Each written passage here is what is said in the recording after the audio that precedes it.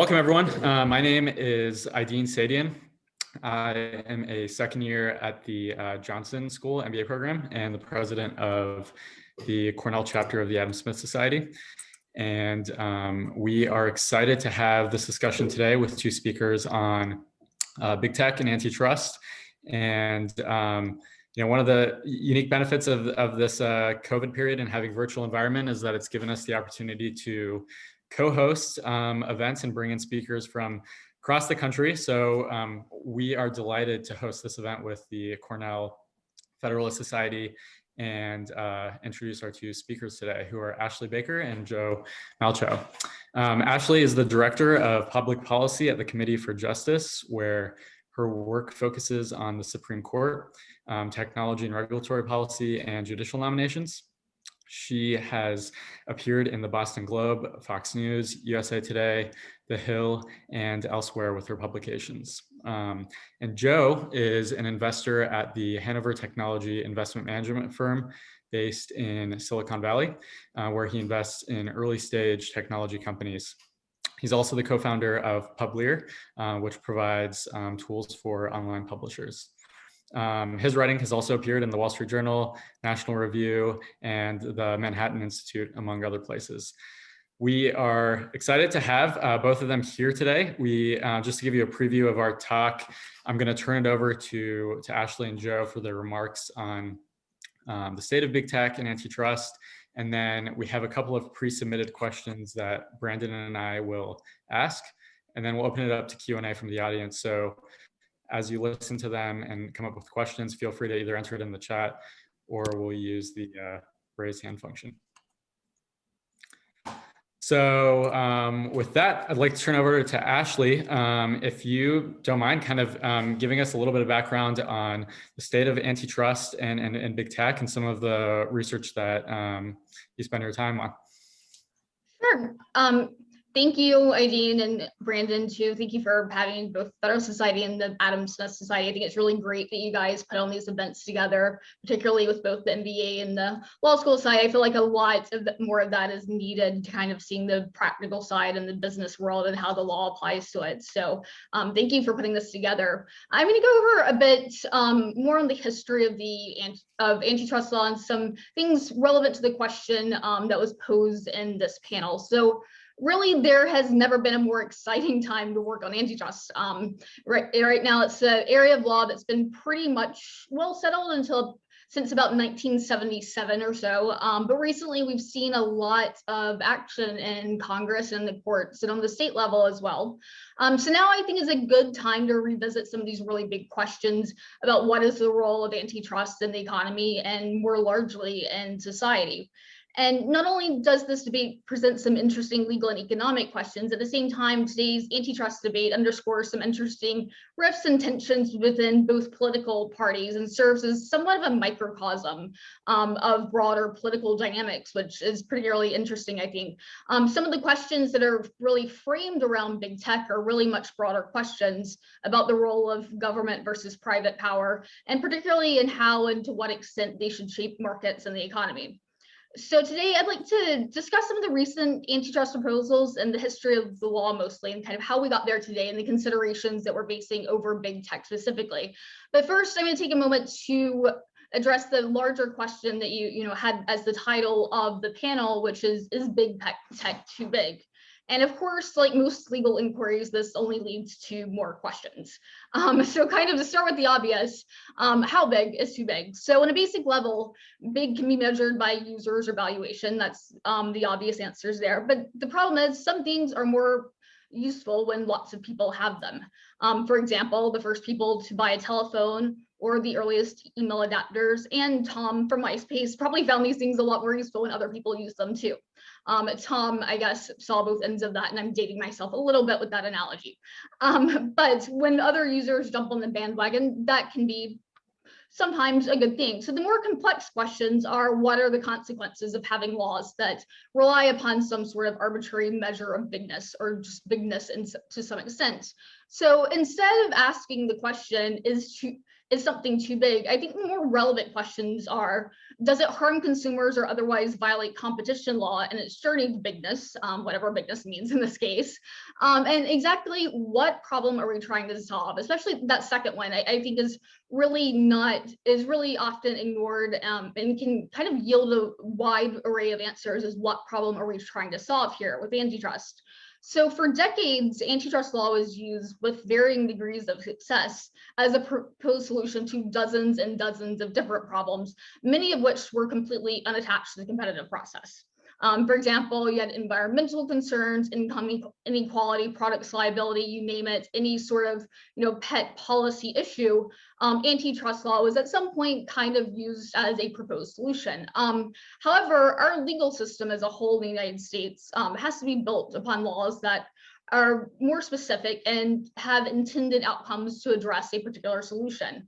And the rule of law requires this very basic foundation. So otherwise, we would have a law that's just unpredictable and untenable, and eventually it will serve too many masters, and that's the bigger problem. And that was the state of antitrust law in the 1960s. So that gets us to the consumer welfare standard. I'm sure all of you have heard of Robert Bork. Outside of just the judicial confirmation process, there's the antitrust paradox. Hopefully, a lot of you guys have had a chance to read that. If not, it should be back in publication soon, actually, on Amazon. I think a copy is pretty expensive right now. It's been out of publication for a while, but that will be fixed soon, which is an exciting date to mark on your calendar, read Antitrust Paradox. But anyway, the Antitrust Paradox argued that Congress enacted the Sherman Act as a consumer welfare prescription. So in short, Section 1 of the Sherman Act, it prohibits activities that restrain trade if those restraints unreasonably are restrictive of competition in a relevant market. However, the actual language of Section 1 of the Sherman Act says every contract, combination in the form of trade or otherwise, or conspiracy in restraint of trade or commerce among the several states or with foreign nations is declared to be illegal. But really, under that very basic plain reading of the text, most things are illegal. Shoes sold in pairs, for example, are illegal. So a long time ago, courts recognized that not every restraint of trade can be illegal, because even just a simple business contract between two parties technically restrains trade on some basic level. So this realization occurred during the period of like 1890, 1910 or so. And this is something that the court struggled with for the better portion of the 20th century. So antitrust law is pretty rudderless most of the mid 20th century. And then eventually in the 1970s, courts came to interpret the Sherman Act, specifically more in 1977, to only apply to unreasonable restraints. And that was a big turning point. Then in 1979, only a year after Antitrust Paradox was published, pretty fast turnaround, the court explicitly acknowledged that the Sherman Act was enacted as a consumer welfare prescription. So the consumer welfare standard, what is the consumer welfare standard? It's hard, it doesn't have one set definition, right? So like the consumer welfare standard, it uses economics that reliably predict when conduct is likely to harm consumers as a result to harm to competition. So it's broad enough to incorporate a wide variety of evidence and shifting economic circumstances, but also clear and objective enough to prevent being subjected to the beliefs of courts and to the enforcers. And doing so, it honors the principle of the rule of law. So the consumer welfare standard is not statutory, it's this set of principles that guide how litigation works, how this analysis works. Today, a lot of the proposals that we see undermine the consumer welfare standard. And while there's a lot of momentum to use antitrust against big tech, it is important to get back to the very basic question of what problem are we trying to solve? And on the surface, it might seem like there's a lot of bipartisan support to completely overhaul our antitrust laws and rewrite the way that these laws work. But if you look closer, it's a lot more accurate to say that it's kind of like one side of the aisle and putting forward these proposals is trying to take a sledgehammer to a bunch of misplaced pin needles. And the other side has a problem with companies that are simply too big. And any solution that both sides agree to that will do all of these things is probably not going to work out the way that any of them intended. And we can get into some of those specific proposals in a bit. And also it's worth noting that if bigness is the core problem to solve, that bigness is really an innuendo for the desire to micromanage the entire economy and should be looked at with some degree of skepticism at least. Competition concerns can start with size. But antitrust analysis doesn't stop there. It doesn't involve merely counting the number of firms on one's finger, for example. There are 5 of them, therefore, that's not enough. So rather than bigness, we focus on the more tangible factors, particularly harms to the competitive process that in turn harm consumers. And that the consumer welfare standard, that's what guides us. And the relevant inquiry here is, how did a company become so big? And how is it exercising power in a way that constitutes an anti-competitive conduct?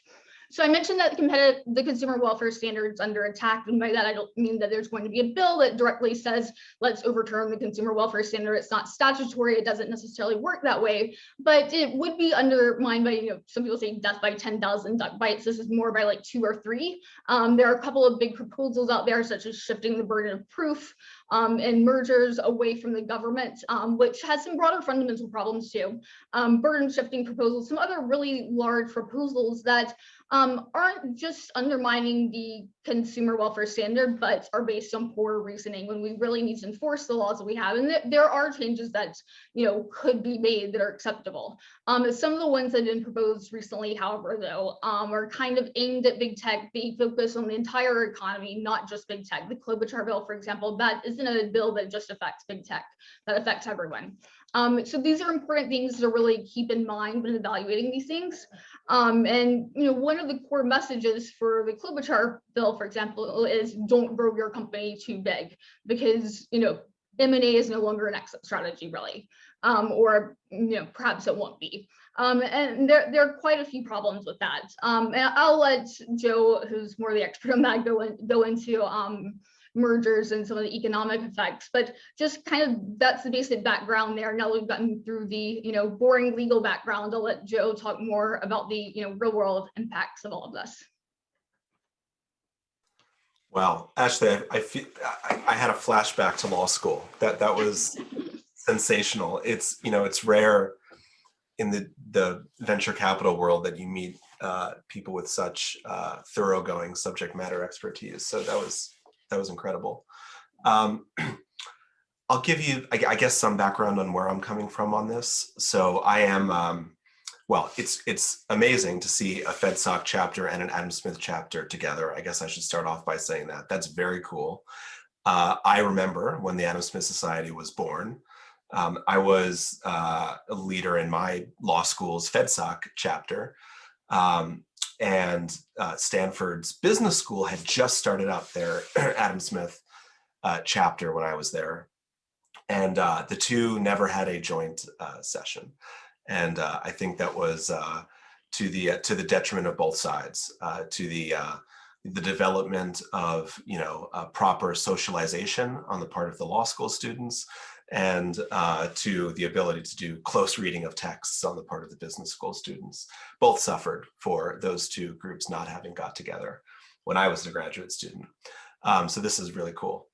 Where I'm coming from is this. I know a little bit about Google's business, which is advertising, because 11 years ago, I founded an advertising software company called Publir. And if you ever looked at the Drudge Report or Real Clear Politics or any of these sort of breaking news websites, you've seen digital ads brokered by software that I and more importantly a team of great software engineers at Publir designed. And Publir is still going, although it's not what I do with my time these days. But I learned a lot about ads growing that company. And what I now do is I run a venture capital fund called Hanover. And all I do is talk to young, mostly people who are forming new businesses, and talk to them about their ideas and their alpha and beta products and the market that they intend to serve, and decide whether to write a check or not. And I've been doing that for about 8 years or so, and have had the good fortune to have some really incredible companies come out of our portfolio. Companies like Palantir, for instance, that builds large data services for government enterprises. Now, I've also seen a lot of failures. When you run a venture capital portfolio, you're going to have some some big winners, and that's sort of how you make money for your investors. And you have a lot of very tearful losers. And if you're a good investor, the character of most of those losers is not that the people weren't good enough, or the idea wasn't smart enough, or the code wasn't written well enough. Over and over again, the failure mode of the losers in a venture capital portfolio is that something happened procedurally in a market into which they intended to sell that blocked them from accessing the market fully. And I've seen that repeatedly over the last 7-8 years of running this portfolio of companies. Because I need to run money and actually deliver a return, I cannot not be honest about why companies fail. So if it failed because I screwed up or made bad decisions or the product wasn't good enough, I would admit that, and we've got those examples. But the preponderance of failures in our portfolio has been market access block. And it was interesting because when I transitioned from running this advertising software company, Publir, to investing, meaning I've got 25 companies all running at the same time, all in different little areas, it was amazing to me that the experience in the advertising technology business, Google and Facebook's business, resounded with what was going on in all these other areas of innovation.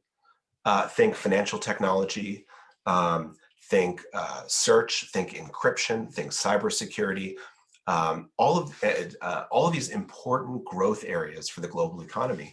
The same little dynamic is kind of playing out. And of course, there are always breakout successes, and I try like hell to invest in those breakout successes. But this market block is happening. So I guess I'll give you a couple thoughts on where I see the Google situation and the Facebook situation. And then I don't know whether you want to do questions, Adine and Brandon, or what I would really love to do is hear from Ashley about more details of these proposed emendations to antitrust law. And I have to admit to not being familiar with really any of them. If one comes from Amy Klobuchar, I feel comfortable in saying that I oppose it. But I'd like to hear about what they are. So here's how I see things, the current state of play. The big tech companies really are too big. I think the most egregious offender, the most egregious harmer of the consumer and blocker of market entry to competitive companies is Google. I think it's becomes materially less severe when you step down to Amazon and Facebook and Apple. But thankfully, we can talk about Google because they're among the largest. Google is a $1.3 trillion company. Of that $1.3 trillion market cap, I don't know if anyone has any guesses as to how much of the actual profits that Google makes every year comes from brokering digital advertisements, those squares of annoying ads that you see. The answer is 93% of their profits come from there. Amazingly, Google has been the largest lobbyist in Washington for about 10 years on an annual expenditure basis. That alone should be a quite shocking thing, right? Google spends more than Lockheed Martin on lobbying in Washington. Absolutely shocking. And all they do is broker ads. What does it mean to be an ad broker? The web is paid for by advertising. Advertising is effectively a marketplace. You imagine like the centuries of effort it took for us to move from paper script being handed from trading post to trading post at the New York Stock Exchange, highly inefficient.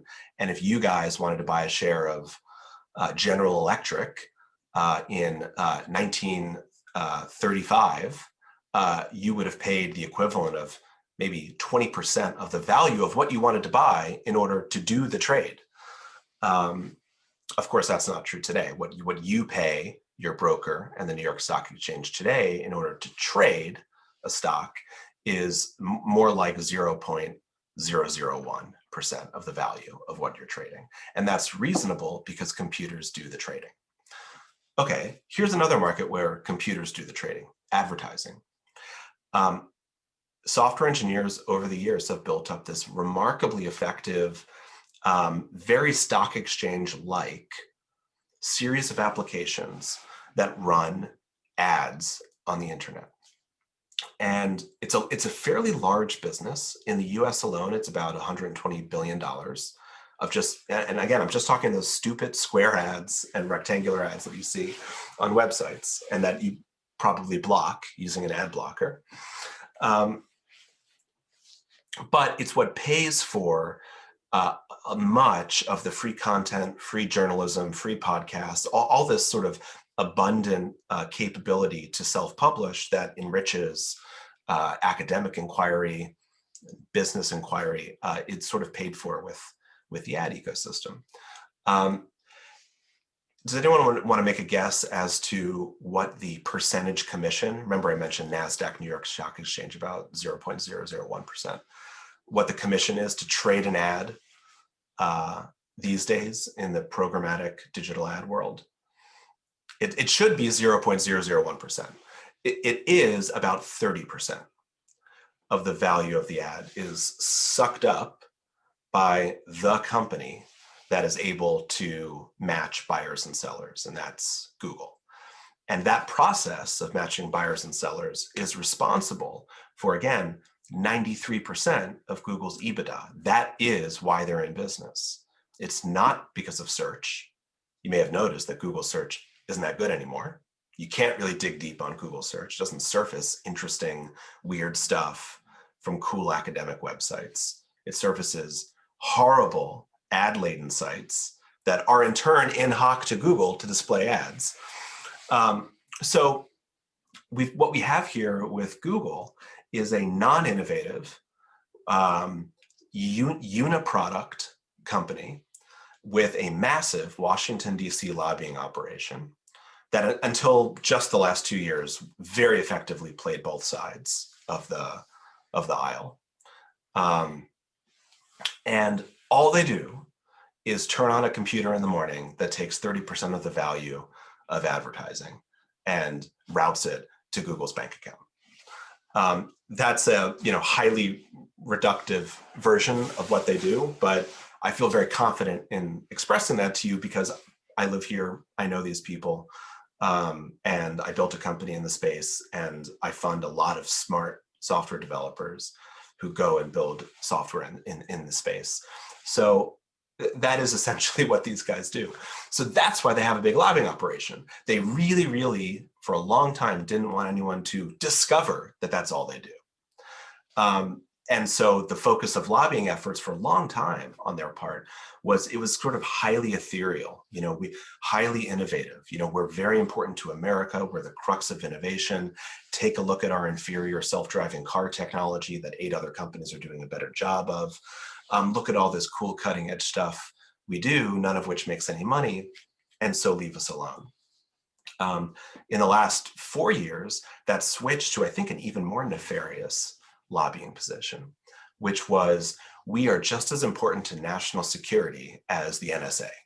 And you would have Google lobbyists going to congressmen and various federal regulators making that argument, that the sheer amount of data they own or that passes through their network, their ability to help NSA, FBI, CIA with investigations was extremely important, and without that, we would be really at the mercy of the Chinese and their military hackers.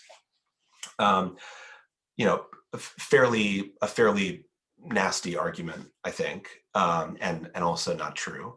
And I think that probably has now fallen by the wayside. I don't know what their current line of defense is. I think more likely what you're going to see is they are in pure litigation defense mode, because what's happened, I guess now I can finally wend my way back to what Ashley is talking about, is neither legislators nor antitrust officials really knew what to do with Google. And I'm focused on Google, really just, they're among the biggest, and I think I'm pretty sure they're the biggest offender in antitrust. And they're the one where action is going to happen the soonest. So that's why I'm focusing on them. They didn't really know what to do. They didn't really understand that Google was not a search company, but was instead a market-making exchange company. And Google invested a lot of money to foster that obscurity. But now that it's gone, you have two work streams. One is DOJ, FTC, and the other is two different blocks of states. Originally, it was one large block of 50 attorneys general. Now it's two blocks, Democrat block and Republican block. They're suing Google on different theories. The Republican block is the one I know about and the one I helped design and the one that will win. That is this market manipulation in the advertising technology theory. You also have a third group of kind of conservative activists who are only focused on speech, invidious speech discrimination on the part of these companies. Probably not a great way to attack them. And they are private companies, and I think we believe that they largely have, free reign to, police content on their platforms. So the Republican attorneys general, led by Ken Paxton in Texas, are basically arguing that what Google has done with its absolute dominance of digital advertising is they have exacted a tax on all businesses, small and large, in America. Because marketing is a thing that every business has to do. You have to put a message out. The way to do that is using the internet. The way to do that is buying ads. And by acquiring various companies and enacting ever-changing use policies, Google has effectively made it impossible to buy an ad. No matter who you buy it with, it can't transit the internet and end up in front of your eyeballs without Google taking a cut, a pound of flesh on the ad. And the description of how that is, that's like a multi-hour lecture of how these software platforms interconnect, which, I'm happy to give you guys if you ever want it in the future. And I have given to many attorneys general, but it's real. And that's sort of the theory that these different states are now pursuing Google on. The consumer, and it goes directly to consumer harm, as Ashley mentions. It's, if it's okay if on day one, Ford has to spend $100 to get you to buy a car, and on day two, they have to spend $200 to get you to buy a car. They're making their own decisions. It's also okay if on day one, Ford spends $100 to get you to buy a car, but on day two, there's a better technology, and by spending $200, they can get you to buy a car really quickly, or match you with the perfect car, or ensure that your conversion rate will be as high as possible. What's not okay is if every car manufacturer has to go from paying $100 to $200 with absolutely nothing to show for it. Absolutely nothing to show for it. No better technology, no better matching, no higher efficacy of the ads, no more sales. They simply had to pay more because one company got ownership over the marketplace. That's bad for Ford, but you can also see very plainly how that's bad for you. So that's sort of the argument that I think is going to actually end up in trial against Google. My prediction would be that they will have to divest substantial portions of their advertising technology business. And I think that's the right argument. Now, I will give one last thought before I shut up, and you guys can decide where you want to take it. And that is, I think, so I'm a conservative. I don't love, I don't love plaintiff side lawyers or lawyering all that much. And I like companies. That's what I do, is companies. But just looking back at what I remember studying from the history of business and antitrust in America, it seems very likely that a magical solution to this problem that would come out of Congress would probably be a disaster. As Ashley suggested, it would be easily circumvented.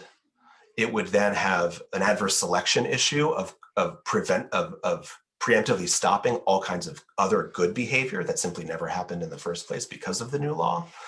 And three, Google and these other companies have a remarkable amount of power in Washington, and our congressmen are just not that good at writing laws. And as you guys know, they actually don't write laws.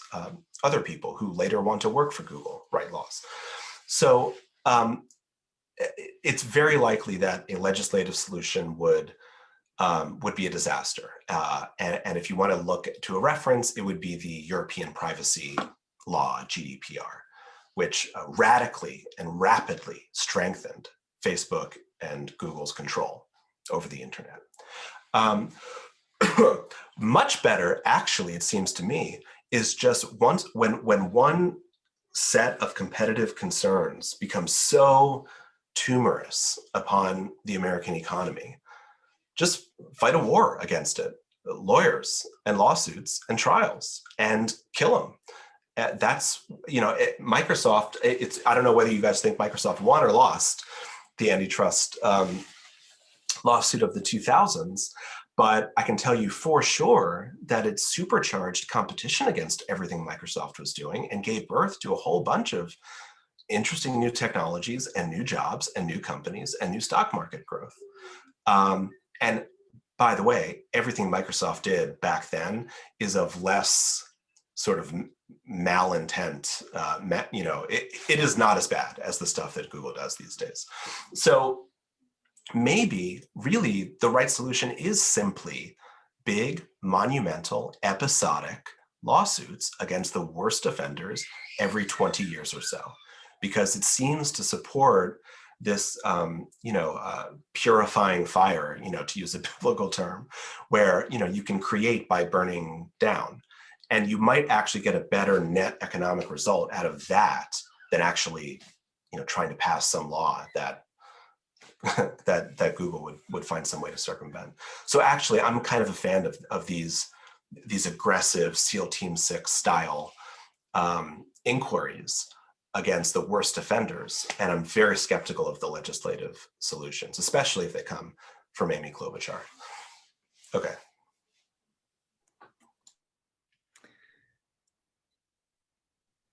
Do you want to respond to that for a minute, or do we have questions? Or yeah, and if you could actually build on what some of those legislative proposals are, and maybe dive a little deeper into some of the problems with them, and in response to Joe.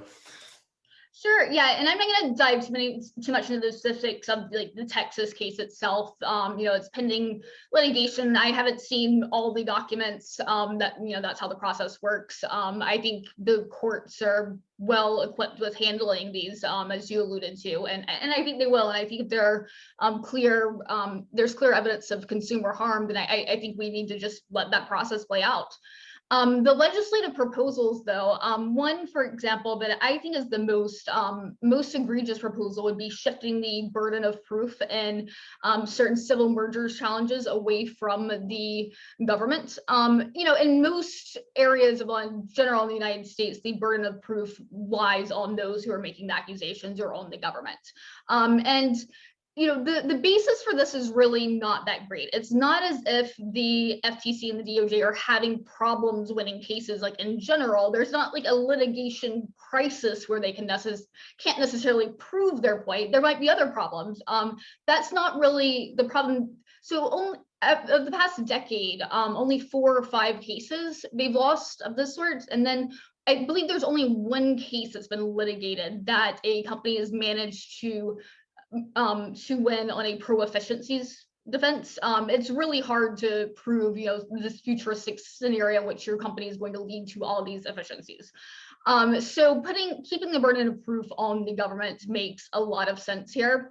The government would still win most cases. I mean, there's some people who would argue that the government, or maybe Joe, you would argue that not until now the government hasn't been bringing the most challenging cases. I think there are other ways to fix that problem, changing the legal standard itself. It doesn't mean there's a problem with the legal standard.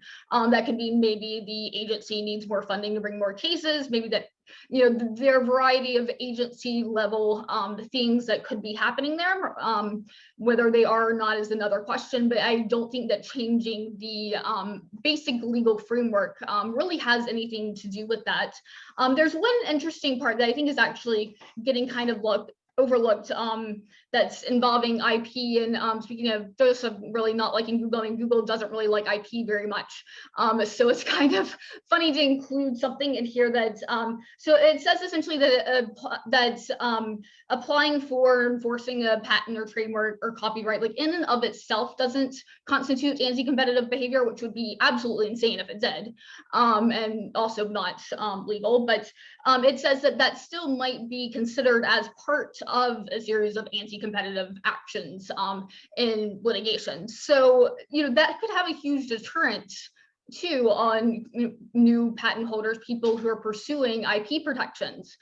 That's one thing that was kind of stuck in there. And a lot of these things don't really get at the big companies. Like I said, the big company like Google specifically doesn't love IP. We look at the upcoming Supreme Court decision. I don't think that will go in their favor. Actually, we filed a brief in support of Oracle on that. Actually, so IP is one issue, and the ability to issue standard essential patents. There's also something called the essential facilities doctrine that's kind of making a little bit of a comeback that really never existed, so to speak, in the first place, and that's a duty to deal. Even a monopolist has never had a duty to deal to their competitors, a duty to deal their product or services or their patent licenses, such as in the Qualcomm case, for example. So that's actually a really big overhaul of our system to impose that sort of thing. Then you have monetary damages too. So on top of treble damages, and I do think that monetary damages, they should get moved back to consumers. There should be a clear framework for that, but they're piling damages for potential violations by the FTC on top of treble damages and all these other types of damages, and it's really just mathematically makes no sense in terms of weighing what the harm actually was.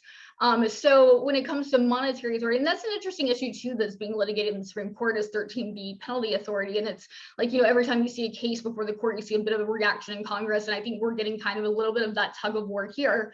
One thing I know Joseph pointed out, the ability to sue, and that's something that's not really in here, but a broader reform that actually support, I think the direct purchaser rule is outdated. I mean, the Apple versus Pepper, I thought consumers do have the standing to sue. Standing doctrine is a really murky area that could be clarified. And there are areas such as that and agency funding and other things that, could be, an interesting improvement and good positive agenda. All of these approaches, though, they're really radical and sweeping and really just micromanaging every sector. It's kind of billed as a tech bill, but I think she said when introducing it that it'd be used in like pharma and railroads. Apparently we're doing that again, and all of these other industries. So this would go way beyond, M&As and just tech companies. I'd be interested to hear from Joe, like the acquisition of Facebook, for example, at the time, that was not really considered all that eyebrow raising. I think retroactive merger review and rolling back these transactions could have, having the capability to do that could have a harmful effect as well. Yeah, I think that's right. You're thinking of DoubleClick? No, I wasn't thinking of DoubleClick. I was thinking specifically of the FTC's case against the acquisition of WhatsApp and Instagram. No one at the time really thought of that as a huge, they're taking over the market. Instagram was just this little thing. It was actually kind of laughed at the time. Yeah, that's right. I think that would have a broad chilling effect on. And remember, whenever you stop, there's forever whatever little good you get from stopping a big company from buying little companies, you are getting a bad from fewer little companies coming into existence because there's less of a chance to make any money having built a company. So it's things like that would be majorly job killing, I think. And over time they would make all of us go and work for one of the trillion-dollar companies and never start our own companies. Not a good thing for the economy. Yeah, that's right. And the false negatives that you just referred to, those were kind of expounded upon in Frank Easterbrook's law review article, and the House Judiciary Committee report. It actually, so it called for like 20 or so, basically all of the antitrust cases there are since like 1977 to be somehow overturned, and including Frank Easterbrook's article saying that it even went to the extent of recalling a law review article. So all of you future law review article authors out there, should be aware of that. No, not really, but that's just kind of how sweeping the House report was, and that's something different from the Klobuchar bill. So the House bill came out in October, and it was about 450 pages of every recommendation under the sun just kind of thrown at the wall. You know, the other interesting thing here is I think a lot of this gets to something that probably can't be legislated, cannot be legislated, which is like business culture. How does business work in our American business culture? You know, a lot of the issues that we are seeing around Apple and Google and these companies, you know, you hear about Fortnite, Epic having to sue Apple because Apple effectively wants to make it uneconomic to operate Fortnite, and they can because they own the App Store. Google, the whole ad exchange monopoly issue that I mentioned before. The issue with Amazon, like the biggest dollar value economic issue in their antitrust situation is they sit on a very big marketplace where different people sell things to consumers. And if a product seems to be taking off, Amazon frequently goes and builds its own version of that product using its own proprietary data, and makes life very hard for the company that invented that product. All of this is kind of, I don't want to say it's new. If you want to read a good book about the 20th century version of this, it's you can read The Great A&P, about A&P supermarkets. It's an economist writer who wrote it. I forget his name, but the book is called The Great A&P, Atlantic and Pacific. And it's about what happened. A&P used to be, I think A&P was the first billion-dollar company in the world. And it used to, it was the first store to do like its own brand of coffee, right? And its own brand of bread, whatever. And it's a really vivid illustration of the private lawsuits and the antitrust stuff that happened as a result of that. So this stuff has happened before, but to me, it is very injurious to the American business culture, the way Google and Amazon and Apple are going about it. Because especially for those of you who have an interest one day in starting your own company, your own law firm, in ever being an owner of capital rather than an employee, you should be concerned about a situation where you cannot conduct business in the marketplace without the authorization of one or two private partners. And even if they grant you the authorization, they might have proprietary abilities to look at what you're doing and go into direct competition with you if you are too successful. Maybe because you're using their servers, maybe because you're selling your product on their marketplace. Think about that. I mean, if you make a widget and you're the best widget maker in the world, would you ever expect UPS, which transits all of your widgets, to open up boxes because they want to know how to reverse engineer the best made widget because they're going to start a new widget company? And they're UPS, so they have all the boxes, so they'll open up the boxes. That would strike you as very deeply, not just unfair, and you would sue them. It would strike you as this is bad. Business must not behave this way. And then your libertarian friend can float in from Cloud Ayn Rand and say, oh, don't worry about it. UPS will just go out of business after 400 years because that's a bad practice. Then they'll fail. Then Fred Smith will start FedEx and he'll be better. So you have to let UPS do that bad thing because in 400 years, the market will rectify it. And then you can ignore your Ayn Rand friend and have her go back up to the clouds. because 400 years is too long. So of course you wouldn't allow UPS to open your packages and reverse engineer your product and then start making that product. And yet that is the motion that happens with Google and with Amazon and with Apple. Maybe also with, Facebook has done this a few times also. That strikes me as, I don't know how in the world you would legislate that. I think the best thing you can do is visit economic consequences upon companies that do that. And to me, the courts feel like a fairer form, especially state-driven efforts, which can be more creative and, pluralistic in nature. But that's a big problem, and it's a reason for those of you who might have gone into this thinking this is not, the biggest concern, biggest issue. If you ever want to start a company, you will very quickly think that it is an issue. And so I think it's reason to sort of get involved in this conversation, even if you might have thought it was a little bit just Democrats hate business and conservatives hate liberal Silicon Valley. I think it's bigger and more important than that. I think there are a lot of interesting contract issues too. I mean, so there's a lot of behavior that isn't illegal. And if you look, it's right there in the contract, and it's dirty business behavior. It's not something that needs, an overhaul of our entire system of laws, whether that, requires consumers to, have more awareness, or whether or not maybe in some cases there is some sort of Section 5 violation going on there in individual cases. I don't know, but it does seem that there's a lot, it kind of spells it out right there. And they kind of do get by with that. And I don't know what percentage of startups and what percentage of retailers are really that aware of those very specific things until they end up on the wrong side of it. So we have about 10 minutes left. So I wanted to open up to general Q&A from the audience.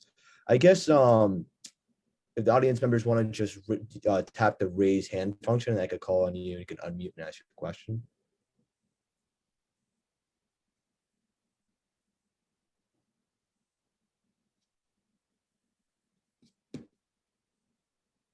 I see Melissa had her hand up for a second. I don't know if you took it down or not.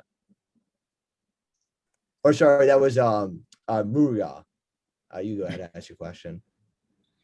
Hi, thank you for taking the time to speak to us. I had a question for Joseph. You talked about the difficulty of starting a business and Google probably, making our life difficult. Is this just for tech companies, or in general, any company or any product which has some kind of software embedded in it? Thanks. It's a good question. My world is mostly technology companies, specifically cloud software companies. So that's sort of where that comment largely comes from. In terms of physical goods companies, you're not going to face direct competition from Google in building your new widget making company. But you will face this ad tax issue where it becomes harder to reach consumers as a result of this material monopoly that is formed in advertising. The other issue with Google and Amazon, especially, is their cloud services. So one thing that I ask my portfolio companies to talk about and model out, and more venture funds are doing this, is we don't want you to build a business where significant amounts of your precious capital that has been invested into your company goes right back out the door to either Amazon Web Services or Google Cloud Platform, especially if you're looking to build a global scale business. And we do have some very interesting search companies not consumer search, but like code search companies, financial search companies doing really innovative things.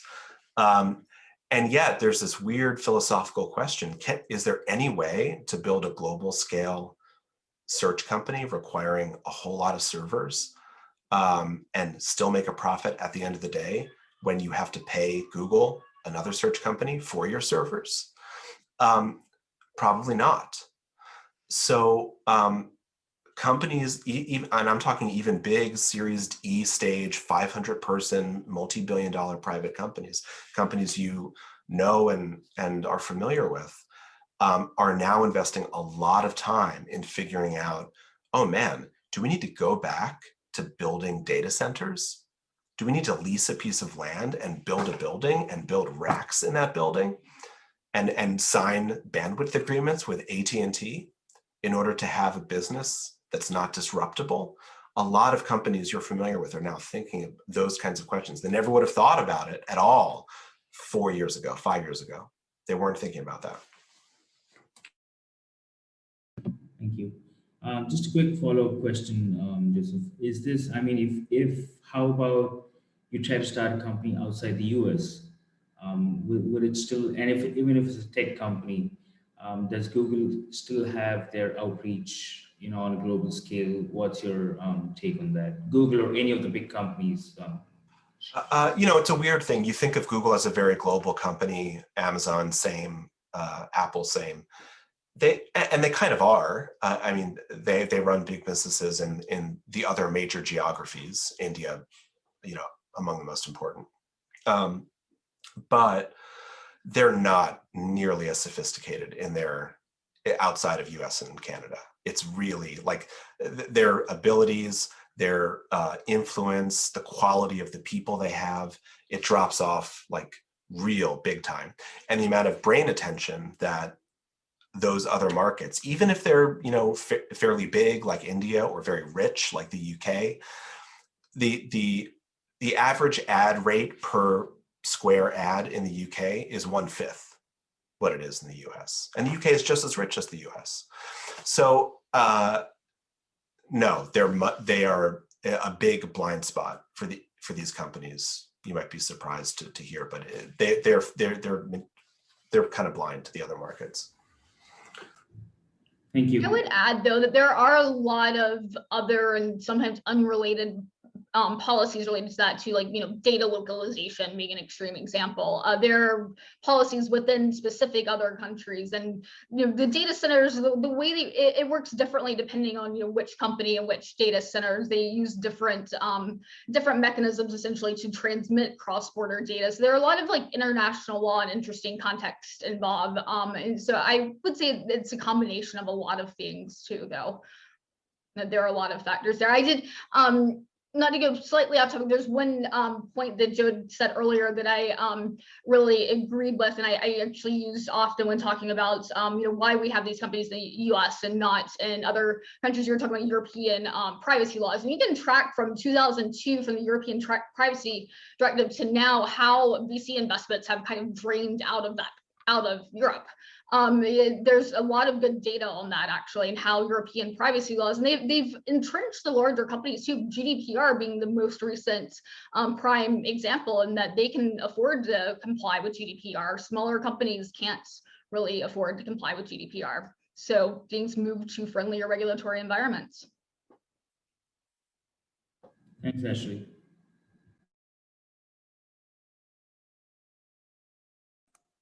I actually had a question for you, Ashley. So we talked a little bit about the consumer welfare standard and how price is obviously considered in that.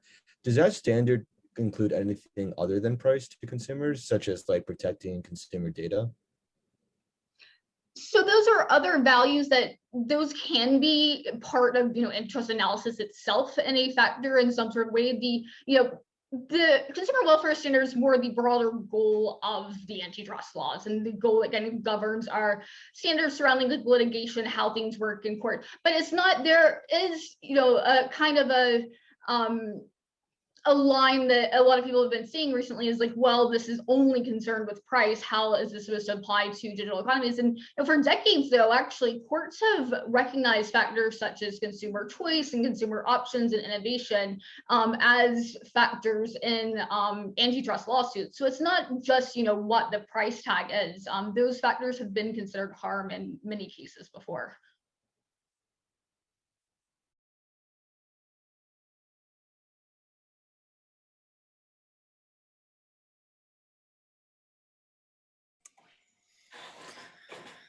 Any other questions from the audience? You can either raise your hand or enter it in the chat, and Brandon or I can read it.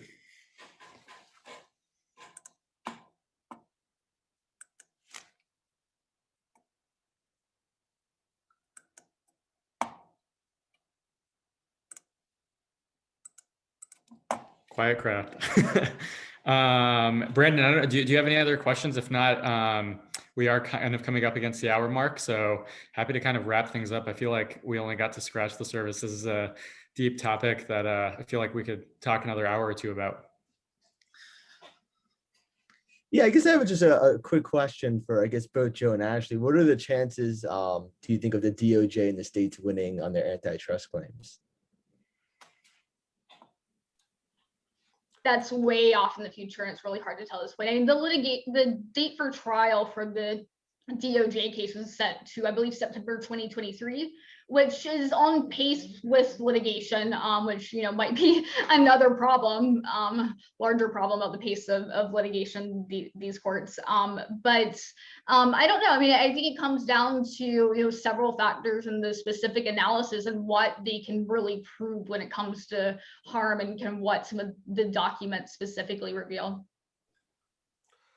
My money would be on the government winning their case with respect to the advertising monopoly at Google, but only after, I would expect it to happen in 2025 or thereabouts.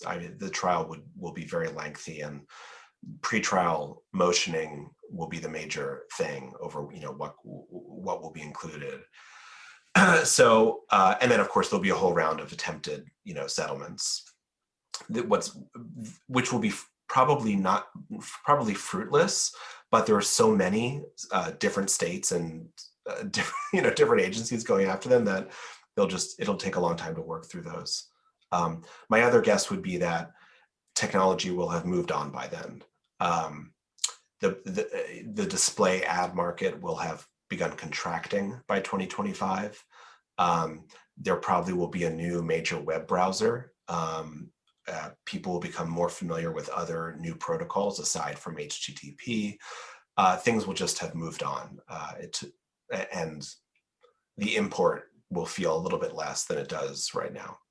And historically, it's usually worked that way, and that's how it kind of worked to some extent. In the Microsoft case, that's how it worked when GM was the target. I mean, not to quite that extent, but eventually another company built another model that's kind of taken into a different industry. If I had to choose the weakest case, I would say the FTC's case against Facebook is not particularly strong. The judge has to first and foremost accept this kind of hypothetical world in which Instagram and the other acquisitions grew to compete with Facebook, and we're already starting with these hypotheticals. I think the premise is pretty shaky for that one. Agree. Thanks, guys. Yeah, thanks, Ashley and Joe, for joining us. I wish we could have you in Ithaca, although I don't know if you want to make that trip over to Ithaca. But as Joe mentioned at the beginning, really happy to get together both the Adam Smith Society and the Federalist Society, and looking forward to future events with both groups. And thanks again, Ashley and Joe, for taking the time to speak with us. Really appreciate it. Great to meet all of you. Thank you. Bye. Have a good one.